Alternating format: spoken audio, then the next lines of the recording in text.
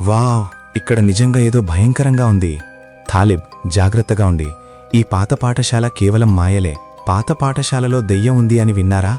అందులో ఒక దెయ్యం కూడా కాపాడుతోంది. కాని కొందరు చెబుతున్నారు గుప్తధనం కూడా ఉందని. అది నిజమైతే ఎంత బంగారం, రత్నాలు ఉండనున్నాయి. తాలిబ్, నిజమైన ధనం విద్య. లాలసతో అడ్డుకోవద్దు.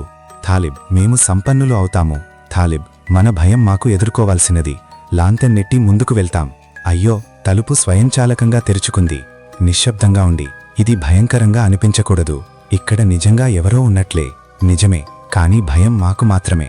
మనం ధైర్యంగా ఉండాలి. చాక్బోర్డ్, ఇక్కడి నుంచి వెళ్ళిపో అని రాస్తోంది. తాలిబ్, మనం భయపడవద్దు. ఇది కేవలం భయపెట్టే ప్రయత్నం. ఆసిఫ్, అది దెయ్యం కాబట్టే. వావ్, చూసుకో, అది నిజంగా భయంకరంగా కనిపిస్తోంది. కాని వృద్ధురాలి చేతుల్లో గొలుసులు మాత్రమే ఉన్నాయి. ఆసిఫ్, ఇది దెయ్యం కాదు. నిజమే, ఇది ఒక వృద్ధ మహిళ మాత్రమే. మనం లాలసతో భయపెట్టాము. మేము తప్పు చేశారు. గ్రామస్తులారా, పాఠశాలలో దెయ్యం లేదు, కేవలం వృద్ధ మహిళ ఉంది.